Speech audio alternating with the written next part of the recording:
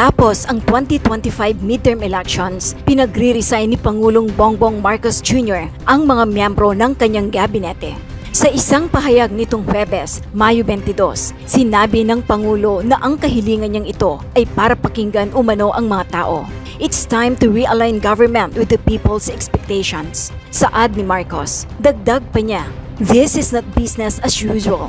The people have spoken and they expect results, not politics, not excuses. We hear them and we will act. Giit pa ni Marcos, ang naturang kahilingan niya ay naglalayong mabigyan siya ng pagkakataon upang suriin ang performance ng bawat departamento. This is not about personalities. It's about performance, alignment, and urgency.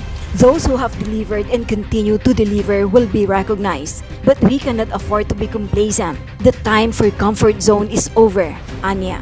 Ayon naman sa Malacanang, ang naturang desisyon ng Pangulo ay para gawing mas focus at performance-driven approach ang pamamahala ng gobyerno.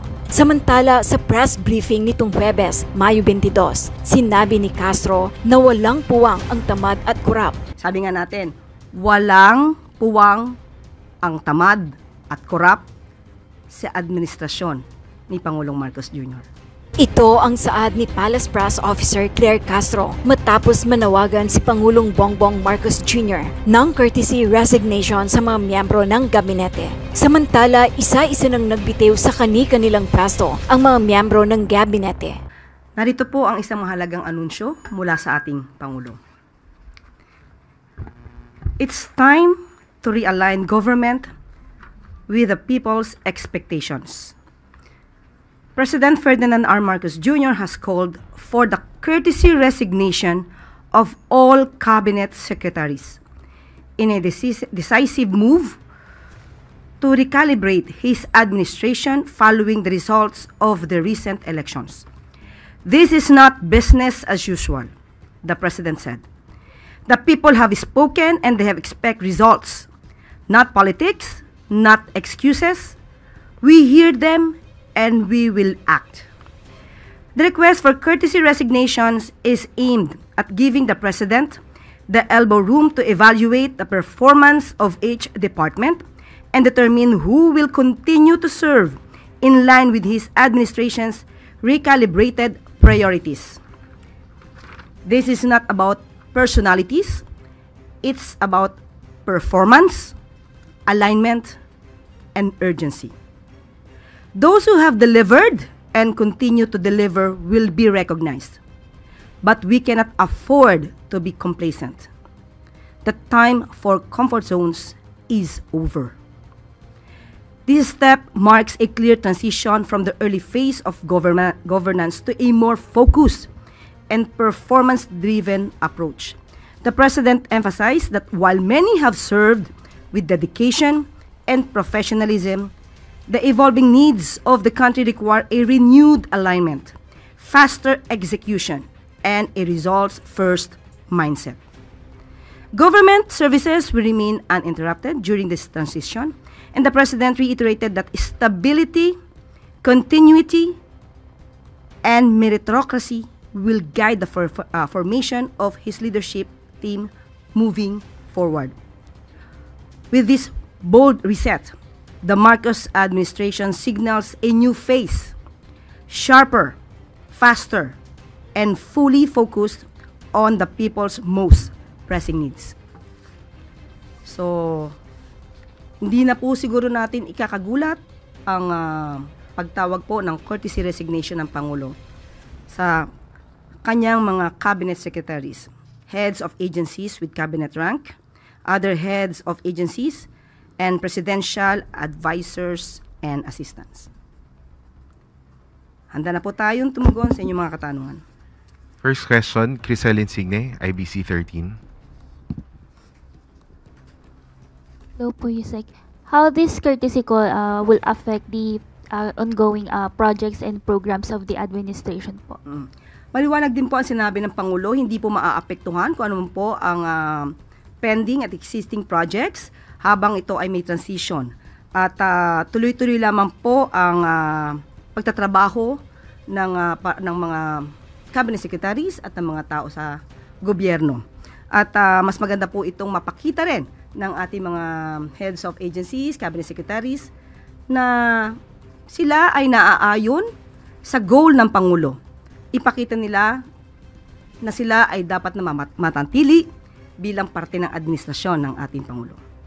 Sabi nga natin, walang puwang ang tamad at korap sa administrasyon ni Pangulong Marcos Jr.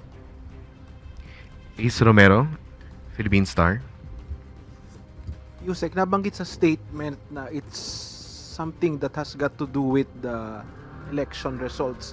Ano po ba yung resulta ng election na mukhang hindi yata natuwa ang Pangulo at nag-trigger ng ganitong call for resignation? Aminado ang Pangulo na kulang sa kanyang paningin, na kulangan siguro ang taong bayan sa naging performance ng gobyerno, kaya hindi nila nakuha yung pinaka-target na numero especially sa Senado. Pero kahit ano pa man yan, kung ano man maging resulta, ganito pa rin dapat ang gawin ng ating Pangulo, mas mapabilis pa rin ang performance ng administrasyon. Yun din po talaga ang nais ng ating Pangulo. Referring to 12-0 po yung number na sinasabi niyo, target? Mas maganda kung 11-0. Yeah, mas maganda po. So hanggang kailan po kaya yung magiging action ng Pangulo? Kailan po namin malalaman yung magiging resulta nung inyong review sa performance? Kailan malalaman sino po yung mare-retain at sino po yung aalisin na sa cabinet? Kung mapapansin niyo po sa bawat salita ng Pangulo, ang gusto niya ay mabilisan. So asahan niyo po ang mas mabilis na action dito. Hintayin na lamang po natin dahil ka-announce lamang po ito kahapon. Salamat po. Alvin Baltasar, Radyo Pilipinas. Yusek, I believe doon sa part ng courtesy resignation na iniutos ng Pangulo, i-reviewin yung kanilang performance. Ang tanong ko, Yusek, sino-sino yung bubuo doon sa review committee? Ano yung composition nila? Sino-sino sila? Ibibigay na lang po namin ang detalye patungkol dito at ibabato namin ang katanungan na yan sa Office of the Executive Secretary. Yusek, follow-up na lang. Doon sa mga nagbigay ng resignation, hindi namin nakita yung Office of the Solicitor General. Just to... kahit mayroon na, please enlighten us. Kasama ba ang Office of the Solicitor General sa miyembro ng gabinete ng administrasyon? Opo, kasama po ang Office of the Solicitor General na kailangan mag-submit ng courtesy resignation. Next question, Jean Mangalus, philstar.com. Good morning. What are the metrics? We know that we want fast action from these cabinet secretaries, but some of their agencies are for long-term action. So, ano yung metrics na tinitingnan ng Pangulo? Unang-una, kung gano'n nga ba kabilis ang kanilang performance at kung may issue ba tungkol sa korupsyon. Importante po yan. So, hindi lamang performance to, titignan din po nila kung nagkakaroon ba ng issue tungkol sa anomalya sa kanilang pag-handle ng kanilang agency. There are reports that this shakeup is targeted towards specific secretaries. How true is this? We have no update on that. If there is really a target secretary regarding this request for courtesy resignation, there's none as of the moment. Tristan Nodalo, Newswatch. Hello po, Yusek. Good morning. Ma'am, ito po bang desisyon ng Pangulo is also one way of showing na, di ba yung nabanggit niya sa podcast niya, he wants to be respected, pero nasabi niya baka mas gusto niyang feared ang next na approach niya. And then si Senator-elect Ping Lacson sabi kailangan ng Pangulo ng bastonero sa government para talagang may matakot. But ito po ba ipagpapakita ng Pangulo na hindi niya kailangan ng bastonero because siya kaya niya pong mag-act ng sarili niya or mag-decide? Bilang presidente, hindi po talaga dapat sinasabi na kailangan ng bastonero. Mismong presidente mismo ang bastonero. At yan po ay aasahan natin ngayon po na nagsalita ang Pangulo na kinakailangan po ng mas mabilis at malinis na administrasyon. Mapapakita po yan ng Pangulo. Di po niya kailangan bastonero. Siya na mismo po ang bastonero. siguro na lang po baka sa ibang kritiko ng Pangulo gamitin tong mass resignation or courtesy resignation ng cabinet secretaries. Yung timing po nung decision na to, why is it, ito yung nakita ng Pangulo na best timing to do a revamp of his cabinet secretaries? Tandaan po natin, nung una pa lamang po ako na-appoint as a press officer, nabanggit na po natin yan kung may kinakailangang mga revamp. Sabi ko, wala pa pong update, pero talagang yan po ang ginagawa ng Pangulo, makita at ma-monitor ang trabaho ng kanyang mga heads of agencies at mga departments. So, hindi lamang po ito ngayon. Talaga pong nire-review. Tandaan po natin, marami na natatanggal bago pa nagkaroon ng eleksyon. Bago pa nangyari ang eleksyon.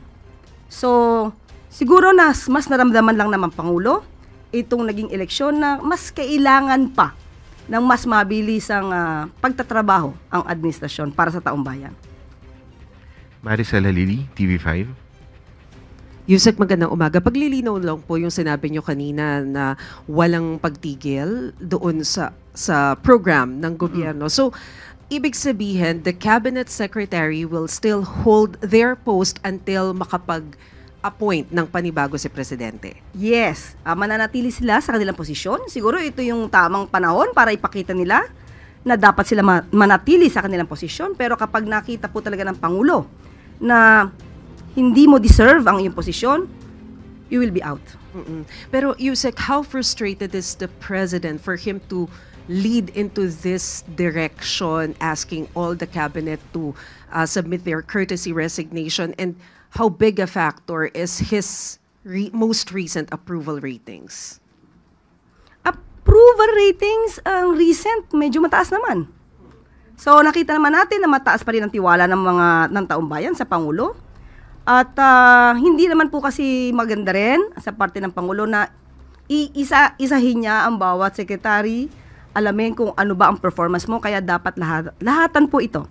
Para sabi nga nila magkaroon ng elbow room ang Pangulo sa pagpili ng tamang leaders na mamumuno sa kanyang administrasyon.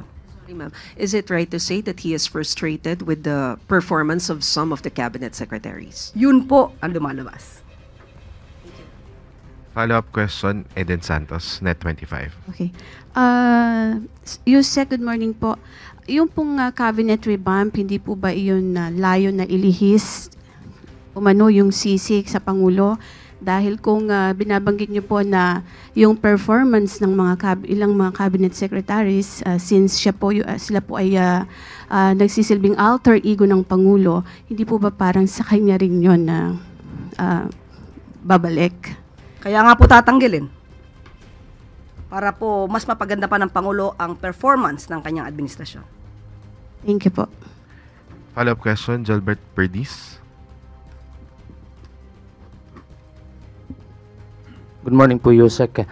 Nanawagan po si Senator Coco Pimentel kay Pangulong Marcos na maigi daw na talaga ng mga cabinet members na walang political ambitions at hindi nangangarap na mahalal sa 2028 elections. Anong reaksyon ng palasyo dito? Maganda pong suggestion yan. Dapat po kasi nagtatrabaho dito, hindi pang sarili lamang, hindi pang negosyo, kundi para sa taong bayan. Magandang suggestion po yan at malamang po ay kasama rin po yan sa magiging criteria ng Pangulo sa pagpili ng mga bagong cabinet secretaries. Okay po. Follow-up question, Ira Pakaniban, DZRJ.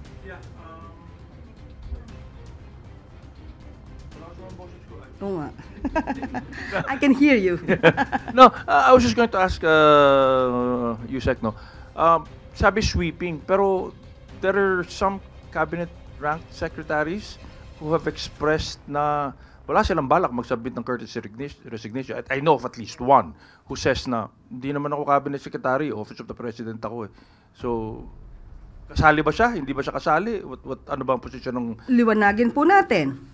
All cabinet secretaries, heads of agencies with cabinet rank, other heads of agencies kahit hindi kayo secretary, and presidential advisors and assistants. So, kasama po, kung sino man po yung binabanggit nyo po, hindi ko po alam kung sino yan, pero wag niya pong, kung magandang performance niya, pero kung siya po ay nasa listahan po, ang kanyang posisyon ay nasa listahan, wag po naman sana magmatigas, if ever. At kung maganda naman po ang performance niya, hindi naman po siya matatanggal. Kung hindi siya magbigay ng courtesy resignation, will it be deemed na courtesy resigned na siya anyway? Tingnan po natin. Hindi ko po alam kung ano po yung pinanggagalingan ng istorya ninyo. Sabihin ko na si Secretary Gadon, dun sa chat group, sinabi niya hindi siya kasali. Sa aking pagkakaalam, presidential advisor siya. At ang tawag sa kanya secretary. At sa aking pagkakaalam, personally po, ay kasama po. Sa akin lamang po yan. Thank you, ma'am. Follow-up question, Heidi Sampang, FEBC. Good afternoon, Yusek. Paano po natin parang sa mga taong bayan po, sa mga karaniwang mamamayan, paano po ito dapat na tanggapin or intindihin po nila yung pag-submit nga po ng courtesy resignation ng lahat ng mga cabinet? Baka lang po kasi may impression na unstable tayo, unstable po ang government po natin. Dapat mas matuwa po ang taong bayan dahil pinapakita po ng Pangulo na sabi nga natin, walang puwang sa gobyerno, sa administrasyon, ang tamad at ang korap. Mas maganda po at dapat tanggapin ng taong bayan na mapalitan ang mga ito ng karapat-dapat sa posisyon. At yun naman po ang kagustuhan ng Pangulo. Ito lahat ay para sa bansa at sa taong bayan. Follow-up question, Ivan Mayrina, GMA7. Yusek, ito pong recalibration ng prioridad. Can you tell us, ano ho kaya maaasahan ng mga tao that will come out of this call for a cabinet revamp? Anong mga prioridad po itutuon ng gobyerno ang kanilang trabaho from here on? Unang-una po, sa infrastructure, dapat po talaga matugunan, mas mabilis po dyan. Kung ano po mga serbisyo sa publiko, uunahin yan. Marami pong pwede sa edukasyon, infrastructure. So, hindi ko po maiisa-isa yan. Kung pwede pong gawin at gampanan ng Pangulo na masaayos ang lahat sa tamang oras at bago siya matapos ang termino, gagawin po ng Pangulo yan. At ito ho ba ang panahon na makikita natin from here on again, yung sinasabi ng Pangulo na marahil kailangan ng mas mabagsik pamumuno? Opo. Umpisa lamang to. Follow-up question, Sam Medinilla, Business Mirror. Good morning, ma'am. Na-mention po nila earlier na medyo may mga hindi aspect ng past 3 years na performance yung administration na hindi satisfied si Pangulo. Ano po kayang aspect nun na yung hindi satisfied si President? Is it security, economy, social welfare? Okay, sa ngayon po at wala po tayong pinakadetalye patungkol dyan at magkakaroon pa lamang po niya ng pag-i-evaluate. Kapag ka po nagkaroon na po ako ng anumang detalye patungkol po dyan, ibibigay ko po sa inyo kaagad. Tapos ma'am, dati nung nag-start pa po yung administration, naging concurrent po si Pangulo ng Department of Agriculture. May plans po ba siya na mag-take over sa some cabinet position? Ngayon po, wala po. Dahil ang sabi naman po ng ating Pangulo, tuloy-tuloy lamang po ang trabaho during this transition at hintayin na lamang po nila kung sila po ay matatanggal o hindi. Last na lang for my part, ma'am. Na-mention po nila na lahat ng cabinet secretaries na nag-submit ng courtesy resignation magko-continue pa rin sa performance ng trabaho nila. Pero di ba, regardless kung mag-submit sila ng courtesy resignation o hindi, dati pa naman may power ang Pangulo na kung gusto niyang tanggalin yung cabinet secretary niya, pwede naman niya gawin yun, regardless kung may sinabmit na resignation letter o wala. Bakit kailangan pong magkaroon ng courtesy resignation? Para po lahat. Lahat. Ma-realize ng lahat kung sila ba'y nagkulang o hindi. Thank you, ma'am. Mag-subscribe at i-click ang notification bell para sa mga susunod na video updates. Maraming salamat po.